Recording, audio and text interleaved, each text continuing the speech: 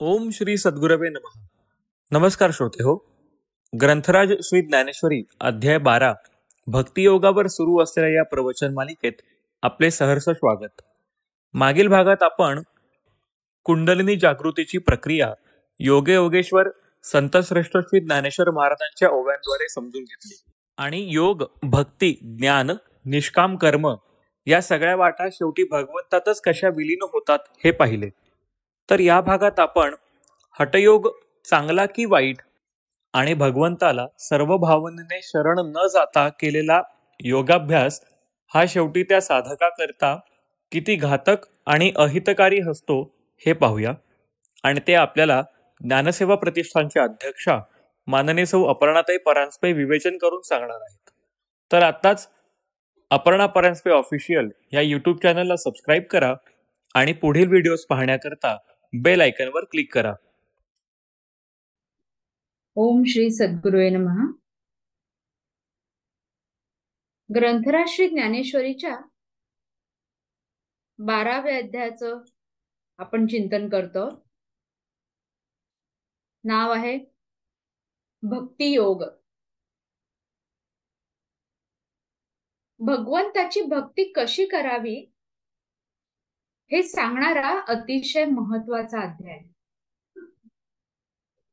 भगवंतानी भक्ती मार्गातील अनेक रहस्य या 12व्या अध्यायात उघड केली. जेव्हा आपण या अध्यायाच्या चिंतनाला सुरुवात करतो तेव्हा आपल्याला असं आधी वाटायला लागतं की भगवंतानी भक्ती सांगताना योगाचंच बरंच वर्णन ह्या अध्यायात केलंय.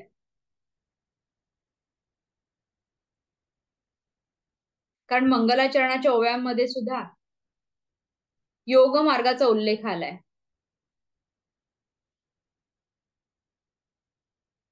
त्याच्यानंतर अर्जुनाने भगवंताला प्रश्न विचारला. खरं तर हा प्रश्न विचारावं असं 11व्या अध्यायाच्या अखेरीच अर्जुनाच्या मनात आलं. त्यामुळे 12व्या अध्यायाची सुरुवात अर्जुनाच्या या प्रश्नानेच झाली. अर्जुन भगवंतांना विचारतो की सतत तुझ्या व्यक्त स्वरूपाच्या ठिकाणी युक्त असलेले जे भक्त तुझी उपासना करतात म्हणजे सगुणाची उपासना करणारे, आणि जे अव्यक्त अशा अक्षर ब्रह्माची उपासना करतात म्हणजे निर्गुणाची उपासना करणारे, या 2 प्रकारांच्या योग्यांपैकी उत्तम योगी कोणता? आता अर्जुनाचा प्रश्न बघा. आपण नीट लक्षपूर्वक जर वाचला तो प्रश्न किंवा ऐकला तर लक्षात येतं की दोन्ही योगीच आहेत. एक सगुणाची उपासना करणारे आणि दुसरे निर्गुणाची उपासना करणारे. दोघांना अर्जुनाने योगीच म्हटलंय.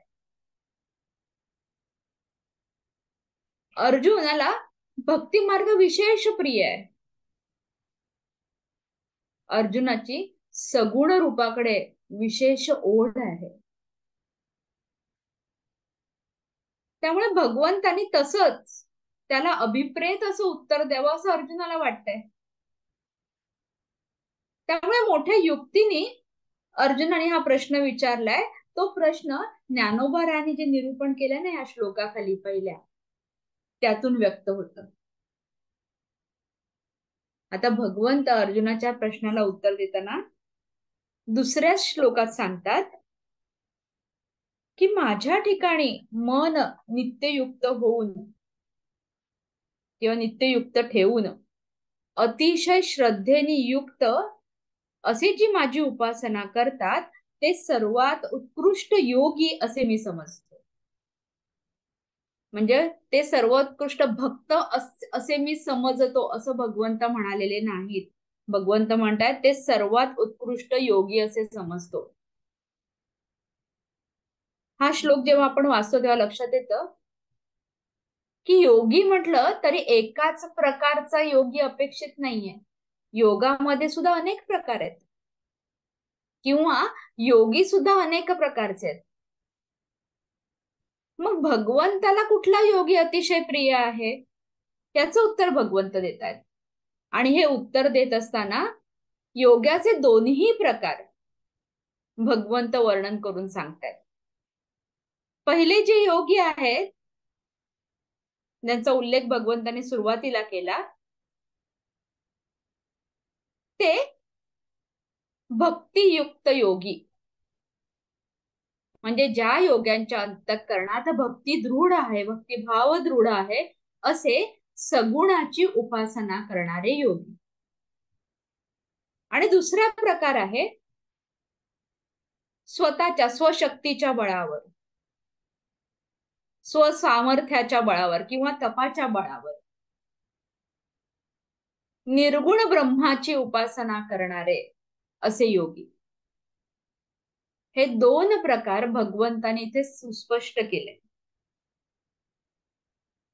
त्यामुळे पहिल्या नंतर दुसऱ्या श्लोकामध्ये सांगितल्यावर तिसऱ्या आणि चौथ्या श्लोकामध्ये भगवंताने जे सगुणाची उपासना करणारे योगी आहेत, म्हणजे जे भक्तियुक्त अंतःकरणाने भगवंताची उपासना करतात असे जे योगी आहेत त्यांचं वर्णन केलंय.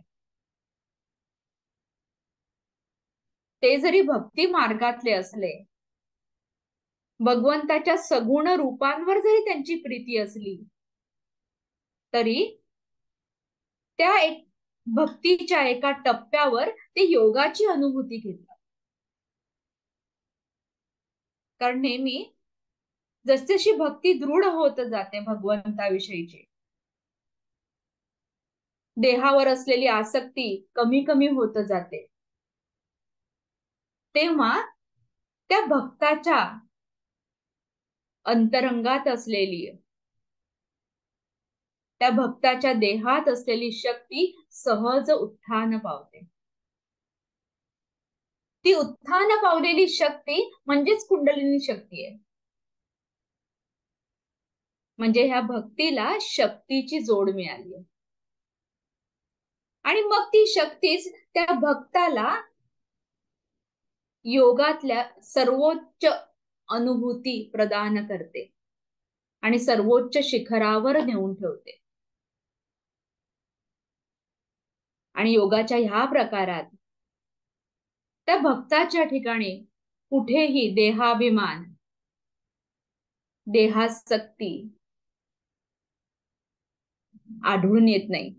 उलट तिथे त्या योगाचा समर्पित भाव असतो. कुठे याचा उल्लेख दुसऱ्या श्लोकाच्या खालच्या ज्या ओव्या आहेत त्याच्या 39व्या ओवीत ज्ञानोबरायाने सांगितलंय, पहिल्या प्रकारचे योगी या परी जे भक्ता आपण पे मज देता तेची मी योगयुक्त परम माने. क्षमा करा, भक्त आहे ते, भक्ता नाहीये. या परी जे भक्त आपण पे मज देत तेची मी योगयुक्त परम माने. अशा पद्धतीने जे भक्त आपण पे मज देत, जे स्वतःलाच मला अर्पण करतात, स्वतःला भगवंताला अर्पण करणं, देऊन टाकणं, याला भक्तीचा सर्वोच्च प्रकार म्हटलेला आहे. जी नवविधा भक्ती मधली अंतिम भक्ती आहे, आत्मनिवेदन भक्ती, तीच भक्ती ज्ञानोबरायांनी ह्या ओवीत वर्णन केली की या परी जे भक्त आपण पे मज देत, आपल्या स्वतःला देऊन टाकणं. आपण एखादी गोष्ट कोणाला तरी देतो, त्याला आपण म्हणतो दान देणं. इथे विकत देण्या घेण्याचा व्यवहार नाहीये, इथे देण्याचा व्यवहार आहे. जेव्हा आपण एखादी आपल्या जवळची गोष्ट दुसऱ्याला देतो किंवा समर्पित करतो आपण म्हणून, तेव्हा त्या गोष्टीवरची आपली आसक्ती सुटावी लागते, तरच आपण देऊ शकतो. जी गोष्ट दान द्यायची किंवा जी गोष्ट समर्पण करायची त्यावर त्यामध्ये आपलं मन आसक्त असता कामा नये. भगवंताला आपण नैवेद्य दाखवतो, नैवेद्य अर्पण करतो, त्या नैवेद्यात आपली आसक्ती असते का हो? ती आसक्ती राहायला नको त्या नैवेद्यामध्ये. म्हणून तर तो नैवेद्य आपण झाकून आणतो आणि भगवंताच्या पुढे ठेवतो की त्या नैवेद्यात आपली वासना जायला नको. म्हणजे जे अर्पण करायचं, जे द्यायचं आहे, जे समर्पण करायचंय, त्यात मुळात आपली आसक्ती असता कामा नये. आणि जे दुसऱ्याला द्यायचंय, समर्पित करायचंय, ते आपल्या मालकीचं असलं पाहिजे. दुसऱ्याच्या मालकीची गोष्ट देऊन टाकायची आणि म्हणाले की मी हे दान दिलं. त्याला आपण म्हणतो हलवायाच्या घरावर तुळशीपत्र. म्हणजे दुसऱ्याकडनं घ्यायचं आणि मी दान दिलं म्हणून सांगायचं. त्याला दान किंवा समर्पण म्हणत नाही. जे आपल्या मालकीचं आहे आणि तरी सुद्धा त्याच्यावरती जेव्हा आपण आसक्ती सोडतो, आसक्तीचा त्याग करतो आणि देऊन टाकतो आणि त्या बदल्यात कसलीही अपेक्षा बाळगत नाही, तेव्हा त्याला समर्पण म्हणतात. आणि ह्या ओवीमध्ये ज्ञानोबारांनी सांगितलंय की असे जे भक्त आहेत ते आपणपे मज देत, जे स्वतःलाच मला देऊन टाकतात. आणि भगवंताने लिहिलं तेची मी योगयुक्त परम मानी, त्यांनाच मी परम योगयुक्त असे श्रेष्ठ योगी समजतो. म्हणजे ते भक्तही आहेत आणि योगीही आहेत. असे जे आहेत ना ते मला आवडतात असं भगवंताने सांगितलं. आणि मग त्यांना मिळालेल्या प्रसादाचं म्हणजेच कुंडलिनी शक्तीच्या जागरणाचं वर्णन 3ऱ्या आणि 4थ्या श्लोकामध्ये आपण अभ्यासलं. आणि त्या 4थ्या श्लोकाच्या शेवटी पुन्हा जी आता आपण बघितली ना 2ऱ्या श्लोकाच्या शेवटची ओवी खालची 39वी, त्याच अर्थाची एक ओवी 58वी ओवी आपण गेल्या वेळेला पाहिली. त्यामध्ये भगवंत सांगते, जिथे कुंडलिनी योगाचं वर्णन पूर्ण झालंय तिथे भगवंत म्हणताय, आपुलिया साठो वाटी शून्य घेत उठा उठी, तेही मातेची किरीटी पावती का. आपुलिया साठो वाटी, साठो वाटी म्हणजे मोबदल्यात, म्हणजे आपल्या मोबदल्यात शून्य घेत उठा उठी, जे पूर्णत्व प्राप्त करतात. शून्य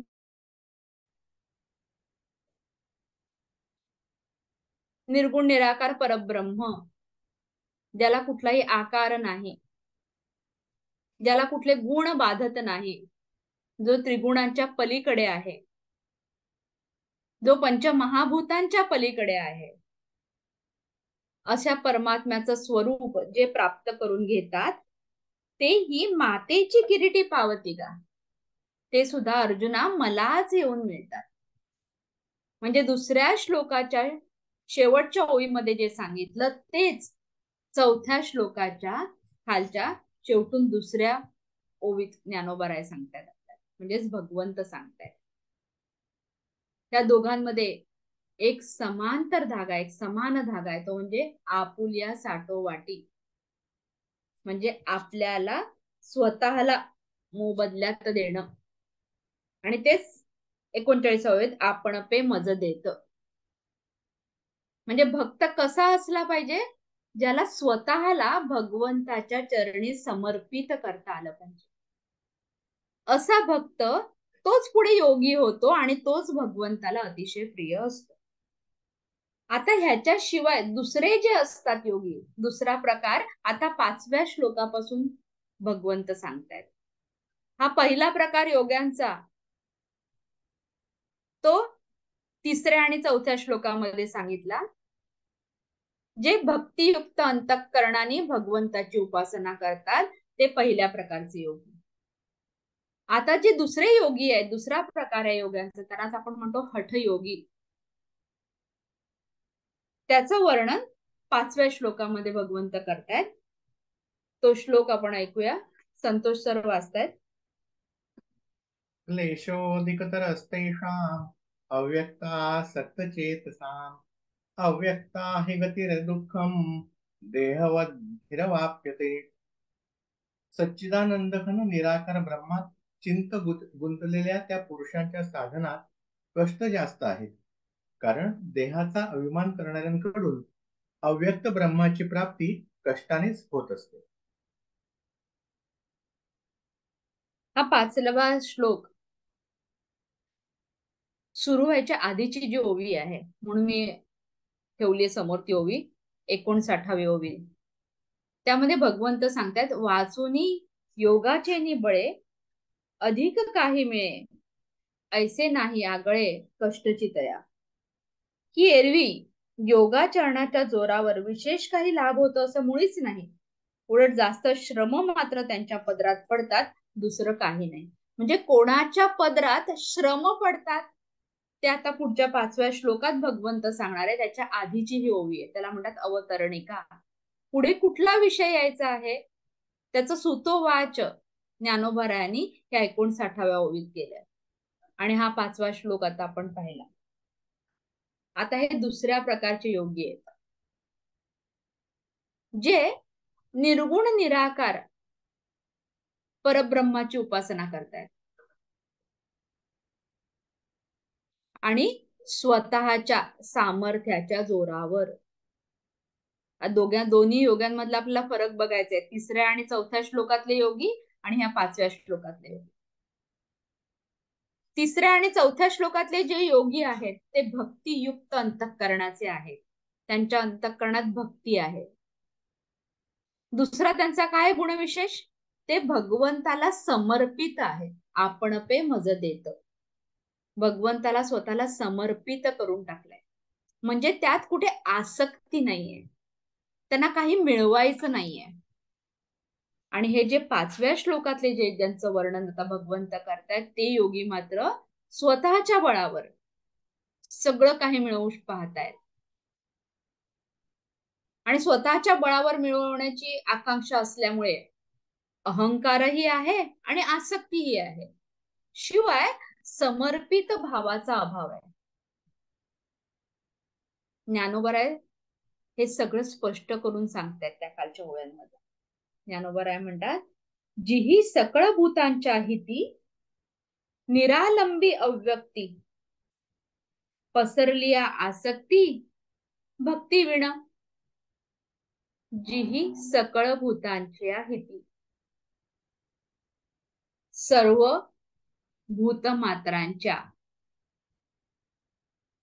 भूतमात्रांचे हित करते, म्हणजे सर्व भूतमात्रांचे हित चिंतणारे असे जे परब्रह्म आहे ना. आणि ते कसं आहे परब्रह्म, निरालंबी अव्यक्ती.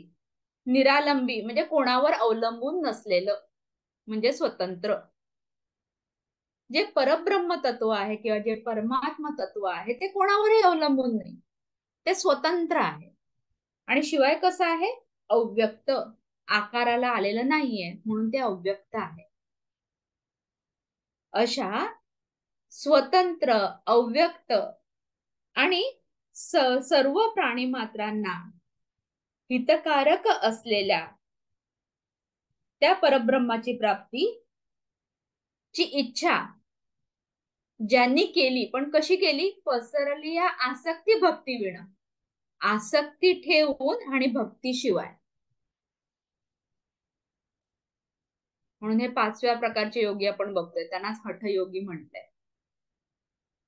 ते सुद्धा परब्रह्माचीच उपासना करतायत. 3ऱ्या 4थ्या श्लोकातले योगी ते सुद्धा परब्रह्माचीच उपासना करतायत. आणि परब्रह्म कसं आहे, मुळात अव्यक्त आहे, निर्गुण आहे, निराकार आहे. आणि ते परब्रह्म तत्व कसं आहे, सगळं भूतांच्या हिताची काळजी घेणारं. सगळी भूत मात्र त्याच्या अधिष्ठानावर निर्माण झालेली आहे. म्हणजे परमात्मा तत्व दोन्हीकडे समान आहे, पण दोघांच्या उपासनेतला भाव वेगळा आहे. इथे जी उपासना चालते योगाची ती कशी आहे, आसक्ती ठेवून केलेली आहे. आणि शिवाय भक्ती विण, त्यांच्या अंतःकरणात भक्तीचा अभाव आहे. असे जे योगी असतात की ज्यांच्या अंतःकरणात भक्ती नाही, शिवाय काहीतरी मिळवण्याची इच्छा ठेवून जे भगवंताची उपासना करतात, त्यांची काय स्थिती होते, ज्ञानोबराय पुढे सांगतायत. तया महेंद्रादी पदे करिता ती वाटवदे आणि रुद्धी सिद्धींची द्वंद्वे पडवून ठावे. असे जे असतात ना योगी निघतात, त्यांच्या अंतःकरणात भक्ती नाही, नुसती आसक्ती आहे, काहीतरी मिळवायची इच्छा, तीव्र इच्छा. त्यांच्या त्या मार्गावर वाटमारे कोण आहेत? महेंद्राधिपदे. महेंद्र म्हणजे इंद्र, आदिपद. सगळ्या देवांची पद असतात वेगवेगळी. आता नुकतंच कळव्यामध्ये भागवत सप्ताह झाला, त्याच्यामध्ये अशी अनेक वर्णन, अशा अनेक कथा आहेत. त्यात वेगवेगळ्या देवदेवतांची पद आहेत, त्यांना वेगवेगळे अधिकार दिलेले आहेत. त्या देवांचा राजा आहे महेंद्र म्हणजे इंद्र. इंद्र हे सुद्धा एक पद आहे. ते पद मिळवण्याची त्यांची इच्छा असते, आकांक्षा असते. जशी आपण जिथे नोकरी करतो, मग ते कॉर्पोरेट जरी विश्व असलं तरी तिथे पण वेगवेगळी पोस्ट असतात. ती वरची पोस्ट मिळावी म्हणून सगळेजण प्रयत्न करतात की नाही, की ती मला वरची पोस्ट मिळाली पाहिजे. मग त्यासाठी आवश्यक असलेली परीक्षा देतात, काही इंटरव्ह्यूज असतात, काही कोर्सेस असतात, काही सेमिनार असतात, ते अटेंड करतात. का? तो वरची पोस्ट मिळाली पाहिजे, वरचं पद मिळालं पाहिजे. म्हणून हे 5व्या श्लोकातले जे योगी आहेत ना, ते पण भगवंताची भक्ती करतात. खरं तर त्याला भक्ती म्हणूच नाही, व्यवहारच म्हणावा त्याला, कारण भक्ती विण आहे सांगितलं. आपण साधना म्हणूया किंवा उपासना म्हणूया. हे योगी पण त्या भगवंताची, निर्गुण निराकार परमात्म्याची उपासना करतात, पण काहीतरी मिळवण्याची आसक्ती ठेवून. कसली आसक्ती असते? महेंद्रादी पद, कुठलं तरी श्रेष्ठ पद मला मिळालं पाहिजे, तिकडचे सगळे भोग मला भोगता आले पाहिजे. भागवतात मी नेहमी सांगते की इंद्रपदे असं आहे ना, की प्रत्येक जणाला असं वाटतं की आपण इंद्र व्हावं,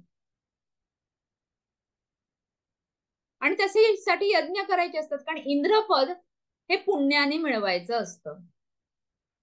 म्हणून पुण्यकारक कर्म करायची. 100 अश्वमेध यज्ञ झाले की आपला क्लेम लागतो इंद्रपदासाठी. पण तिथे आधी एक इंद्र बसलेला असतो. आणि मी जसं म्हणते तसं नेहमी की किस्सा कुर्सिका, हे इंद्रपद असं आहे ना की तिथे जो कोणी बसेल त्याची बुद्धी ही भ्रष्ट होतेच, भ्रमित होतेच, आणि कधी ना कधीतरी तो त्या इंद्रपदावरून ढळतो आणि पुन्हा मृत्यू लोकात येतो, जन्म घेतो. मग तिकडची खुर्ची रिकामी होते, म्हणजे ते पद, ते पोस्ट रिकामी होते.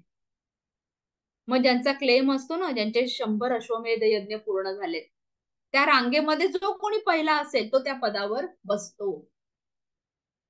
आता जेव्हा तो त्या पदावर बसतो, इंद्रपदावर, तेव्हा आता भगवंत प्राप्त होण्यापासून, भगवत प्राप्तीपासून तो दुरावतो. कारण तो त्या पदावर बसणार, जोपर्यंत पुण्य आहे तोपर्यंत त्या पदाचा भोग घेणार, आणि पुण्य संपलं की पुन्हा मृत्यू लोकात येणार. ज्ञानोबरायांनी खूप छान वर्णन केलंय याचं. तया पुण्याची पावटी सरे, सवेची इंद्रपणाची उटी उतरे, येऊ लागती माघारे मृत्यू लोका. म्हणजे ते महेंद्र पदाची पावटी म्हणजे पुण्य संपत, मग ती उटी जी लागलेली असते ना, लेप इंद्रपदाचा, तो सुद्धा उतरतो, आणि येऊ लागती माघारे मृत्यू लोका, मग ते पुन्हा खाली येतात त्या पदावरून. पुन्हा मग जन्म मरणाच्या चक्रात अडकतात, मग कधीतरी पुन्हा पुण्य कमवतात. हे चालूच राहतं. पण ह्याच्यामध्ये आपण त्या भगवंताला प्रिय व्हावं, आपण भगवंताची कृपा प्राप्त करावी, असा भावच नसतो. कारण ही जी साधना केलेली असते, हे जे तप केलेलं असतं, ते कसं असतं? पसरली आसक्ती भक्ती विण, आसक्ती ठेवून आणि भक्तीशिवाय केलेलं असतं. म्हणून ही जी लोभ दाखवणारी विविध पद आहेत ना देवतांची, ती जणू काही वाटमारेच आहेत, आपल्याला त्या परब्रह्म प्राप्तीपासून दूर ढकलणारे, घात करणारे. म्हणजे ही पद झाली. अजून दुसरी कोणती संकट असतात? वृद्धी सिद्धींची द्वंद्वे पळवून ठाती. ज्ञानोबा जेव्हा ओवीस मधनं रहस्य उलगडतात, तेव्हा वरवर दिसतो तेवढाच अर्थ नसतो. खूप सूक्ष्म अर्थ त्या ओव्यांमध्ये दडलेला असतो. एक तर कळून चुकतं की आपल्याला जर भक्ती करायची असेल तर अशा कुठल्याही कामना, इच्छा, आसक्ती ठेवू नये की मला इंद्रपद मिळावं, मला स्वर्ग मिळावा, अशी इच्छा असता कामा नये. कारण अशी इच्छा असणं म्हणजे वाटवदे म्हटले त्यांना, हे वाटमारे आहेत सगळे, आपल्याला त्या भगवंत प्राप्तीपासून लांब नेणारे. अजून एक गोष्ट घडते. समजा आपले 100 अश्वमेध यज्ञ नाही करू शकलो, पण तपानी काही पुण्य संचय झाला. प्रत्येक कर्माचं फळ अटळ असतं. तप केलं की त्याचं फळ मिळणार. काही जण कठोर तपाचरण करतात, मग त्यांना काही वृद्धी सिद्धी प्राप्त होतात. या वृद्धी सिद्धी साधकांना भरकटवतात.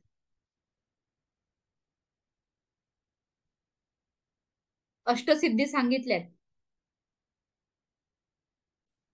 अशा सिद्धी प्राप्त झाल्या ना की बऱ्याच गोष्टी कळायला लागतात. पुढे घडणाऱ्या घटना आधीच कळतात, ही एक सिद्धी आहे. दूर कुठेतरी कोणाचा काही संवाद चाललेला असेल तरी तो ऐकायला येतो. दूरश्रवण ही एक सिद्धी आहे. दुसरं, अनेक प्रकार आहेत. काही उदाहरणादाखल आपण बघूया. मनात ज्या ठिकाणची इच्छा करू त्या ठिकाणी पोहोचता येतं वायुमार्गाने, ही एक सिद्धी आहे. दुसऱ्याच्या मनात काय विचार आहेत हे जाणून घेता येतं, ही एक सिद्धी आहे. भविष्य जाणता येतं, ही सिद्धी आहे. भूतकाळ कळतो, ही पण एक सिद्धी आहे. सिद्धींचे अनेक प्रकार आहेत. मग त्या साधकाला त्याचा गर्व किंवा अहंकार होतो की मला कळतं, इतरांपेक्षा काहीतरी वेगळं कळतं.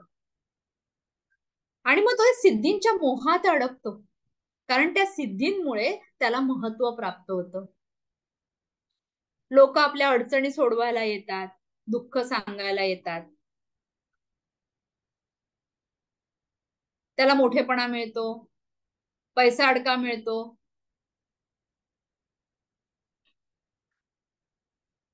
मग तो त्याच्यातच अडकतो, त्याला पुढे जावं असं वाटतच नाही. त्या परब्रह्माची, त्या परमात्म्याची प्राप्ती करावी असं वाटत नाही, त्या सिद्धीतच अडकतो. म्हणून संत सांगतात, सिद्धी संभ्रमे तापसू वाया गेला. जो तपी असतो ना तो ह्या सिद्धींच्या संभ्रमात वाया जातो, त्याचं तप खर्ची पडतं.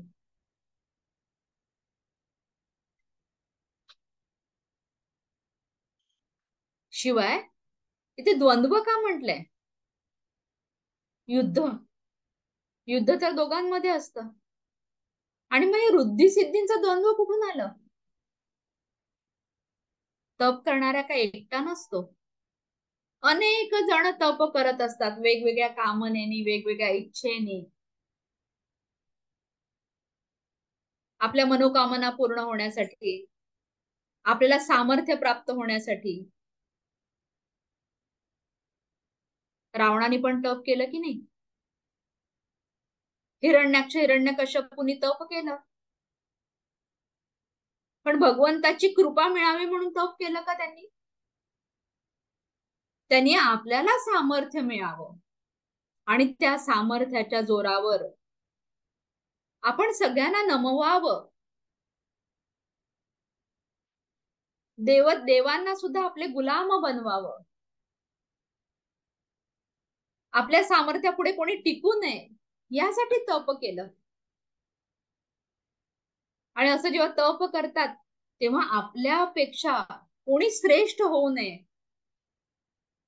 अशी इच्छा आपोआप जागते. मग आपल्यापेक्षा कोणी जास्त तप करतं असं दिसलं की त्याला त्याच्या तपापासून परावृत्त करायचं,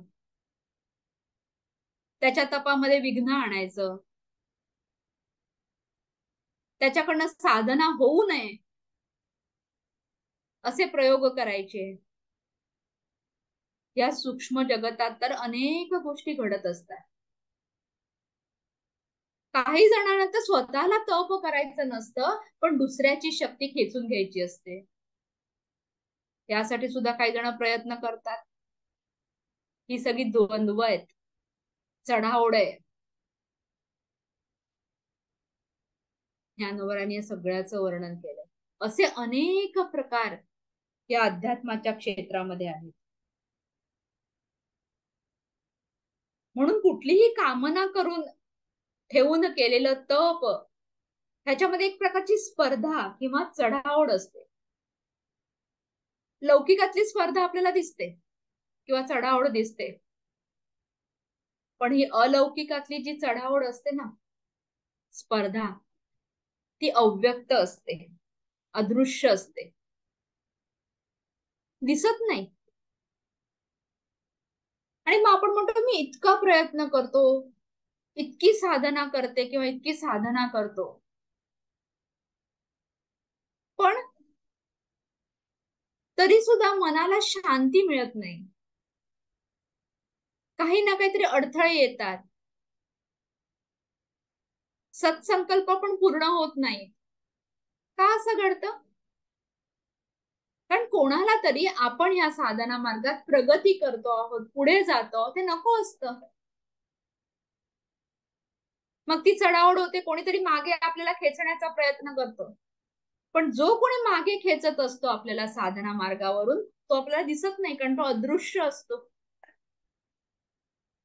असे अनेक प्रकार या साधना मार्गात चालतात. आणि हे कशातून उद्भवतात? आसक्तीतून.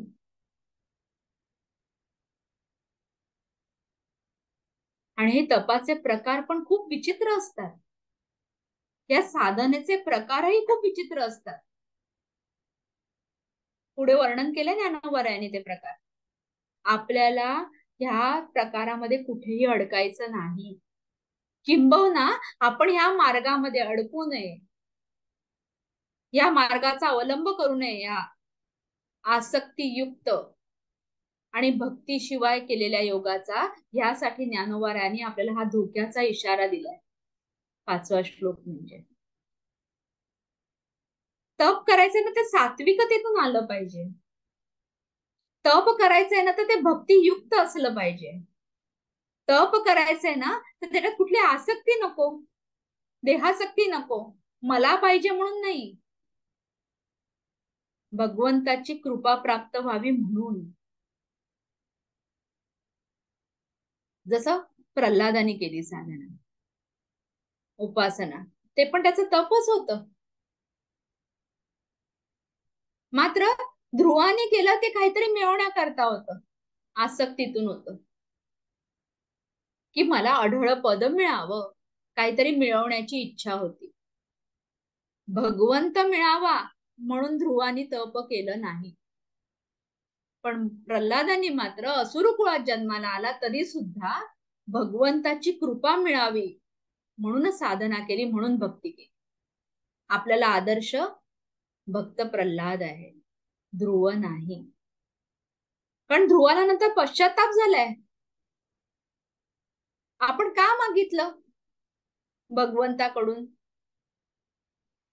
आणि जे मागितलं ते सुद्धा कधीतरी नाश पावणारच आहे, नाशिवंतच मागितलं.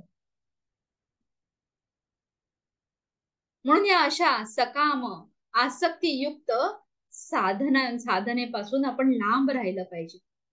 कारण यामध्ये एवढे सगळे अडथळे आहेत. महेंद्रादी पद आहेत, वृद्धी सिद्धींची द्वंद्व आहेत. अजून काय आहे?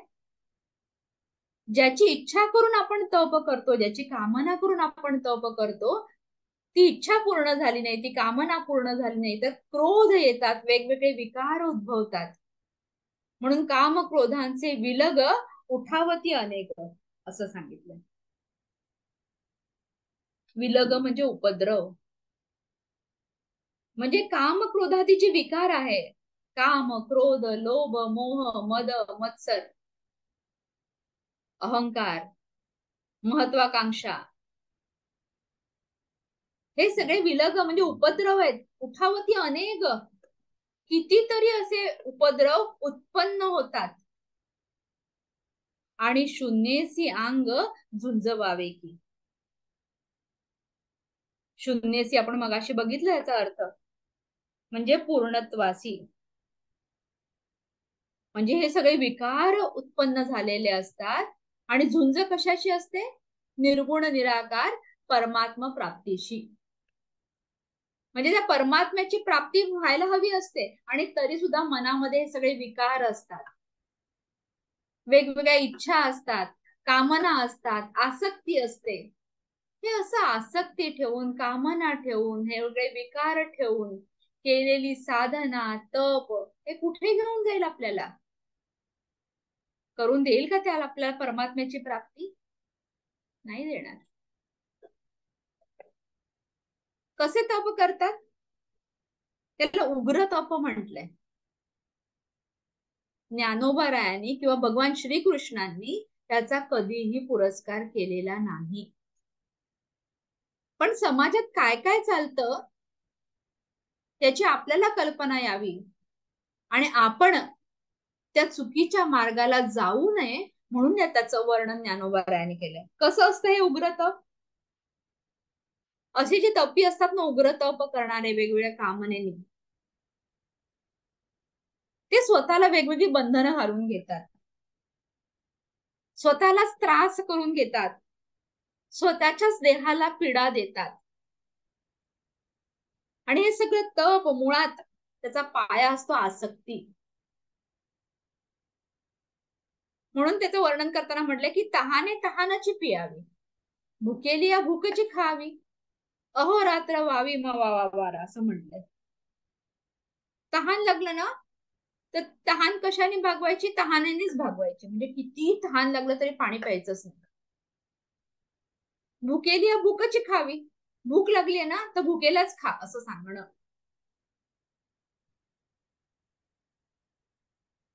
म्हणजे कितीही भूक लागली तरी अन्न खायचंच नाही, कितीही तहान लागली तरी पाणीच प्यायचं नाही.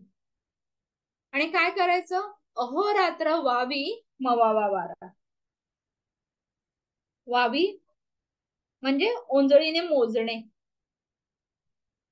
हाताच्या ओंजळीने, हाताच्या ओंजळीने त्याला म्हणतात वावी. आणि मवावा म्हणजे मोजावा.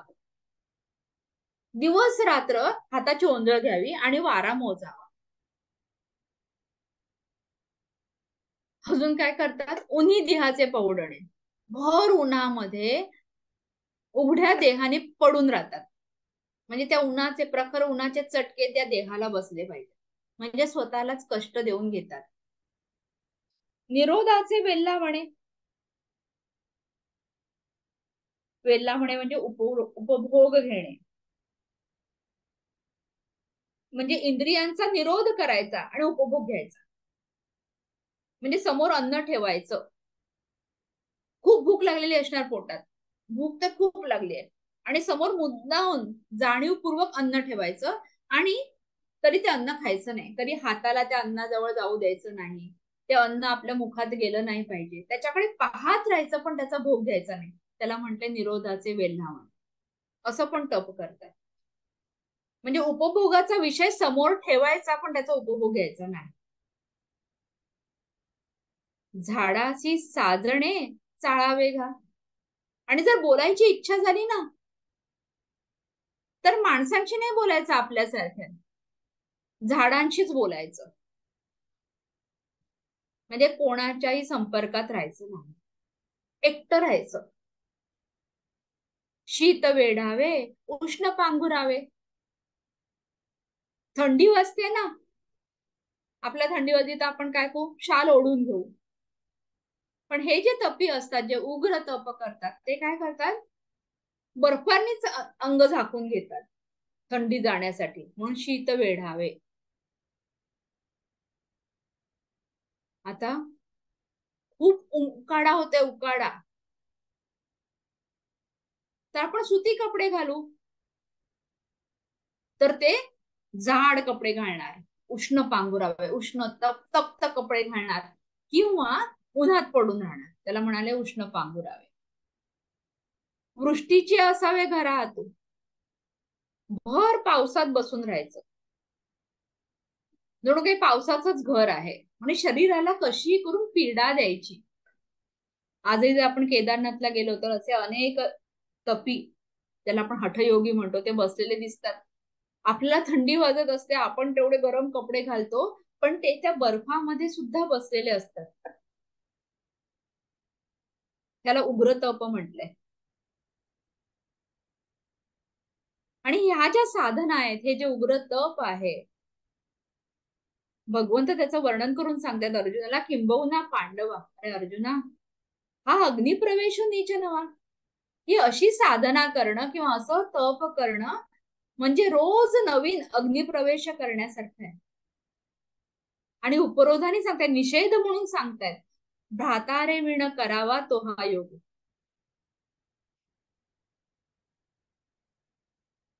आता अग्निप्रवेश आणि भ्रातारे विण याची सांगड घातली. स्त्री अग्निप्रवेश कधी करते, तिचा पती, पूर्वीच्या काही प्रथा होती सती जाणं, म्हणजे पती मेला की त्या पतीचं प्रेत आहे, त्याचा देह, मृतदेह मांडीवर घ्यायचा आणि चितेवर बसून अग्निप्रवेश करायचा. नंतर ती सतीची प्रथा बंद पाडली, पण पूर्वीच्या काळी सती जाण्याची प्रथा होती. ही अशा साधना करणं किंवा असं हे तप, उग्र तप करणं म्हणजे रोज अग्निप्रवेश करण्यासारखं आहे, चितेत प्रवेश करण्यासारखं आहे. आणि कसं, निदान ती जी सती जाते, जी स्त्री, तिचा पती असतो तिच्या मांडीवर, मृत पती, त्या पतीसाठी म्हणून जाते. पण इथे कसं आहे, भ्रातारे विण करावा तो हा योग, म्हणजे पती नसताना सती जायचं, अग्नीत प्रवेश करायचा. मग कसलं पुण्य आणि काय, तो हा योग आहे, असं भगवंत म्हणजे ज्ञानेश्वर महाराज आपल्याला सांगतायत. काय उपयोग अशा योगाचा, की रोज अग्नी प्रवेश करण्यासारख्या. परत हाती तर काहीच लागणार नाही, कारण भ्रातारे विण करावा, उद्देशच काही नाही, त्या योगापासून मिळणार काहीही नाही. येत स्वामीचे काज, ना बापिके व्याज, परी मरणेशी झुंज नीच नव्हे. पुढे सांगतायत, येथ स्वामीचे काज. स्वामी म्हणजे आपला जो मालक आहे तो. आता मगाच जर आपण ओवी घेतली तर ती जी पूर्वीच्या काळी सतीची प्रथा होती, ती स्त्री निदान पतीसाठी तरी सती जायची, पण इथे स्वामी कोणीच नाही आणि तरी सती जायचंय. म्हणजे पतीशिवाय सती जाणं, म्हणजे याच्यात पातिव्रत्य धर्म सुद्धा येत नाही, किंवा कुळ परंपरा पण साधली जात नाही, काहीच नाही. ना बापिके व्याज, बाप म्हणजे आपलं जे आपण ज्या कुळामध्ये आहोत, त्या कुळाचा उद्धार पण आपल्याकडनं होत नाही, स्वामीचं हित सुद्धा होत नाही, म्हणजे कुठल्या धर्माचंही पालन होत नाही, नाही कुळाचा उद्धारही होत. परी मरणेची झुंज नीच नव्हे, पण रोज मरणाशी झुंज द्यावी लागते. असं हे कठोर तीव्र तप आहे. ऐसे मृत्यूहुनी तिख, का घोटे कडत विख. मृत्यूपेक्षा तीक्ष्ण म्हणजे जहाल, आपण असं म्हणू. मृत्यूला सगळे भीतात, मृत्यू हा भयंकर आहे आपण असं म्हणतो, पण त्या मृत्यूहून सुद्धा भयंकर असं विष आणि ते पण कसं आहे, कढत, म्हणजे अतिशय तीक्ष्ण विष आहे. आपण म्हणतो विखारी, विषारी. आणि ते सुद्धा कढत म्हणजे उकळतंय. असं कोणी पिईल का घोट म्हणून? का घोटे कडत विख, म्हणजे मृत्यूहून तीक्ष्ण आणि तरी सुद्धा अतिशय तापलेलं तप्त असं विष घशाखाली घोटे कडत. घोटे म्हणजे घशाखाली उतरेल का? डोंगर गिळता मुख न फाटे काही. एखाद्याने अघोरी उपाय म्हणून ठरलं की मी डोंगरच तोंडाने खाईन, म्हणजे प्रत्यक्ष डोंगर नाही खाणार, पण असा पदार्थ की जो आपल्या तोंडाच्या आकारापेक्षा कितीतरी मोठा आहे, जो गिळला जाणार नाही किंबहुना चावलाही जाणार नाही. कल्पना करा, एखाद्याला मोठा धोंडा दिला, समोर ठेवला आणि त्याला खा, आणि त्यांनी खाण्याचा प्रयत्न केला, तर मुख न फाटे काही? तर तोंड गिळताना तोंड फाटणार नाही का? म्हणून योगाच्या वाटा जे निघाले का सुबटा.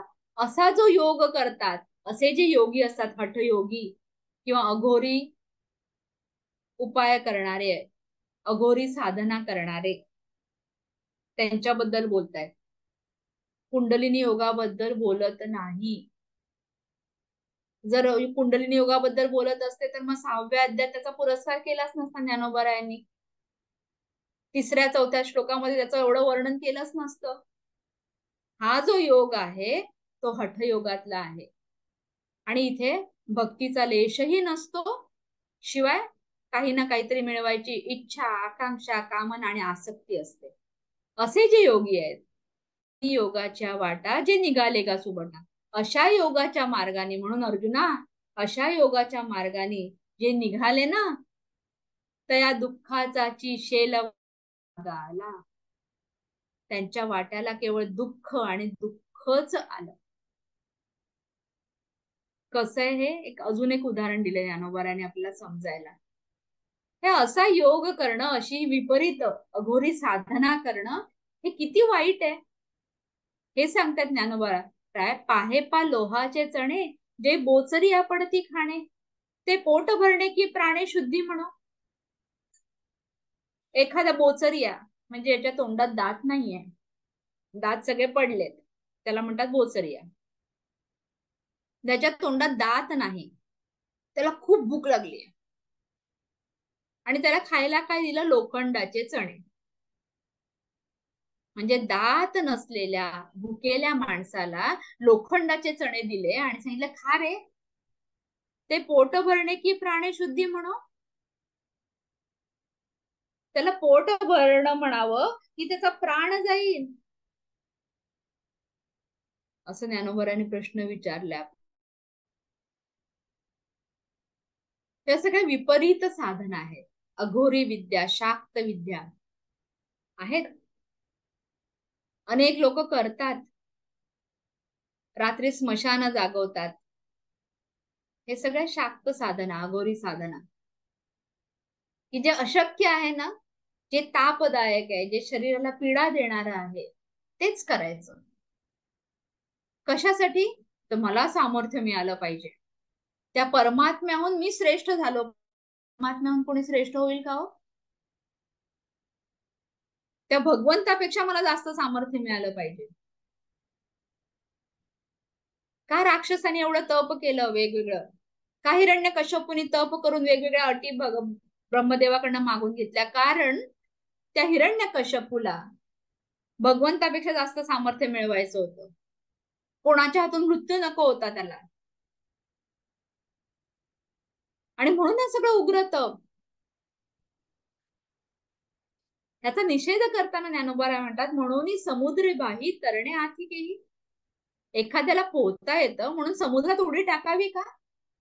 आणि मी समुद्र पोहून जाईन हाताने असं म्हणावं का? का गगना माझी पायी खोलीच तू असे? खोलीजत म्हणजे चालणे. एखाद्या म्हणे मी आकाशात चालतो.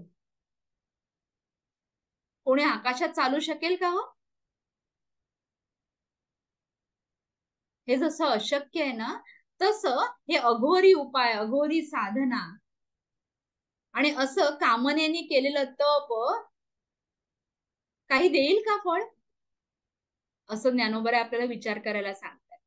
वळघलिया रणाची थाटी, अंगी न लागता काठी, सूर्याची पावटी का होय गा. वळघलिया म्हणजे शिरल्यावर, रणाची थाटी म्हणजे रणांगण. रणांगणामध्ये शिरल्यावर अंगाला एक सुद्धा काठी लागली नाही पाहिजे, माझ्या अंगाला जरा सुद्धा खरचटलं नाही पाहिजे, कुठलं शस्त्र अस्त्र लागता कामा नये, असं म्हणून जर कोणी योद्धा प्रवेश करेल तर त्याला सूर्यलोक प्राप्त होईल का, असं ज्ञानोबा विचारतंय. युद्धाला जायचंय, रणांगणात शिरणार आणि म्हणणार माझ्या अंगाला जरा सुद्धा खरचटता कामा नये, कुठलं शस्त्र अस्त्राची काहीच लागता कामा नये, असं जर कोणी क्षत्रिय म्हणत असेल तर त्याला सूर्यलोक प्राप्त होईल का. या लागी पांगुळा हेवा, नवे वायुसी पांडवा, तेही वि देहवंता जिव्हा, अव्यक्तिगती. अजून अजून एक उदाहरण दिलं ज्ञानोबाने, खूप उदाहरणं दिलीत आपल्याला. एक पांगळा आहे, चालताच येत नाही आणि तो कोणाचा हेवा करतोय, वायूचा, वाऱ्याची. म्हणतो मग वाऱ्यासारखा मी धावलो पाहिजे. एखाद्या पांगळ्या माणसाने वायूचा हेवा करावा. अर्जुना, पांडवा म्हणजे अर्जुनाला उद्देशून म्हटले, अर्जुना एखाद्या पांगळ्या माणसाने वायूचा हेवा करावा, तेवी देहवंता जिव्हा अव्यक्तिगती. तसं या देहावर आसक्ती ठेवून, देहवंत जीव म्हणजे ज्या जीवाची देहावर आसक्ती आहे, या देहाला सामर्थ्य मिळावं, या देहाला सुख मिळावं म्हणून जे तप आणि साधना करतात त्यांना गती मिळेल का हो.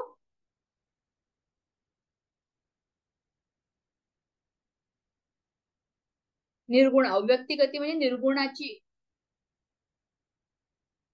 गती प्राप्त होईल का, का निर्गुण परमात्मा प्राप्त होईल का. ऐसा ही जरी दिवसा, बांधोनी आकाशा, झोंबती तरी क्लेशा पात्र होती. दिवसा म्हणजे धाडस. असं असूनही जर एखादा म्हणेल की नाही मी अशीच साधना करणार, असंच कठोर तप करणार, काहीतरी आसक्ती ठेवून, शरीराला पीडा देऊन, सामर्थ्य मिळवून, आणि तरी सुद्धा त्या निर्गुण निराकाराला मी प्राप्त करीन, असं जर कोणी हट्ट केला किंवा धैर्य ठेवलं तर त्यांना फक्त झोंबती तरी क्लेशा पात्र होती, त्यांना फक्त क्लेश आणि क्लेशच सोसावे लागतील, त्यांच्या हाती काहीही पडणार नाही. कारण ज्याला निर्गुण निराकार परमात्म्याची प्राप्ती करायची आहे, मूळ त्याची अट आहे की तो अनासक्त असला पाहिजे, त्याच्या ठिकाणी देहासक्ती नको, तो समर्पित असला पाहिजे. हे सगळे भाव जर बाजूला ठेवून, आसक्त होऊन, या देहात आसक्त होऊन, कुठल्या तरी कामनेनी, हट्टाने जर कोणी साधना करत असेल तर त्याच्या वाट्याला फक्त क्लेश आणि क्लेशच येतील, असं ज्ञानोबा सांगतायत. आणि मग पुढे म्हणतायत, म्हणून येर ते पार्था, नेणतीची हे व्यथा, जे का भक्ती पंथा वोटंगले. म्हणून येर ते पार्था, येर म्हणजे दुसरे, हे एक प्रकार सांगितला, येर म्हणजे दुसरा. म्हणून अर्जुना दुसरा जो प्रकार आहे, नेणतीची हे व्यथा, जे का भक्तिपंथा वोटंगले, या दोघांनी, दुसरे जे होते नेणतीची व्यथा, त्यांनी कधीही व्यथा जाणली नाही, म्हणजे याचा कधी अनुभव घेतला नाही. आधीचे जे होते, आतापर्यंत जे वर्णन केलेले, त्यांच्या वाट्याला काय आलं, क्लेश आलं, दुःख आलं. पण जे दुसरे जे होते अर्जुना, त्यांच्या वाट्याला हे क्लेश आणि दुःख आलंच नाही का, जे का भक्ती पंथा वोटंगले, कारण त्यांनी भक्ती मार्गाचा अवलंब केला. म्हणजे आपलं एवढं स्पष्ट कळलं की दोन प्रकारचे योगी आहेत. एक पहिला प्रकार जो आहे ते त्या योग्यांच्या अंतःकरणात भक्ती दृढ आहे, समर्पित भाव आहे आणि ते अनासक्त आहेत. आणि दुसरे जे योगी आहेत त्यांच्या अंतःकरणात भक्तीचा लेशही नाही, ते ह्या देहाच्या बाबतीत आसक्त आहेत. कुठल्या ना कुठल्या तरी कामनेनी ते तप किंवा भक्ती करतायत, साधना करतायत. भक्ती ही नेहमी समर्पित असते. आणि म्हणून पुढे पुढच्या श्लोकामध्ये भगवंत सांगतायत, त्याचा आपण उल्लेख करूया आणि मग थांबूया. येतो 6वा श्लोक आपण बघूया. ये तु सर्वाणि कर्माणि मयि सन्न्यस्य मत्पराः अनन्येनैव योगेन मां ध्यायन्त उपासते. परंतु जे मतपरायण भक्तजन सर्व कर्मे माझ्या ठिकाणी अर्पण करून मज सगुण रूप परमेश्वराचीच अनन्य भक्ती योगाने निरंतर चिंतन करीत उपासना करतात. आता इथपासून खरा भक्ती योग सुरू झाला. म्हणजे आधीचा भक्ती योग नव्हता का, तो पण भक्ती योगाचाच भाग आहे. पण कुठले भक्त, भक्ताने म्हणत जे कुठल्या भक्तीतला कुठला प्रकार भगवंताला प्रिय नसतो आणि कुठला प्रिय असतो हे भगवंतानी स्वतः सुस्पष्ट करून या श्लोकांमधून सांगितलंय. दुसऱ्या श्लोकामध्ये भगवंत उत्तर द्यायला सुरुवात करतायत. तिसऱ्या आणि चौथ्या श्लोकातले जे योगी आहेत भक्ती मार्गातले, ते भगवंताला आवडतात. म्हणून भगवंताने सांगितलंय की असे जे योगी भक्त आहेत ते स्वतःलाच मला अर्पण करतात आणि ते माझ्या प्रत येऊन मिळतात. आणि मग 5व्या श्लोकात सांगितलंय, उरलेले जे असतात ना, ज्यांच्या अंतःकरणात भक्ती नसते, जे आसक्त असतात देहाविषयी, ज्यांच्या ठिकाणी समर्पित भाव नसतो, वेगवेगळ्या कामना असतात, त्यांच्या वाट्याला फक्त आणि फक्त दुःख आणि क्लेशच येतात. म्हणून माझे जे आहेत ना भक्त, ते हे दुःख आणि क्लेश जाणतच नाहीत. कारण ते माझ्या भक्ती मार्गावरून वाटचाल करतात. पोटंगले म्हणजे अवलंब करतात, माझ्या भक्ती मार्गाचा, भक्ती पंथाचा अवलंब करतात. आणि तो भक्ती पंथ कोणता, तो ते आता भगवंत 6व्या श्लोकापासून सांगणार आहेत. त्या भक्ती पंथावर म्हणजे त्या वाटेवर, पंथ म्हणजे वाट किंवा मार्ग, त्या भक्तीच्या मार्गावरून आपल्याला वाटचाल करायची. त्या मार्गावरून जर वाटचाल करू तर हे 5व्या श्लोकामध्ये जे दुःख आणि क्लेश ज्यांच्या वाट्याला येतात ना, ते आपल्या वाट्याला येणार नाही.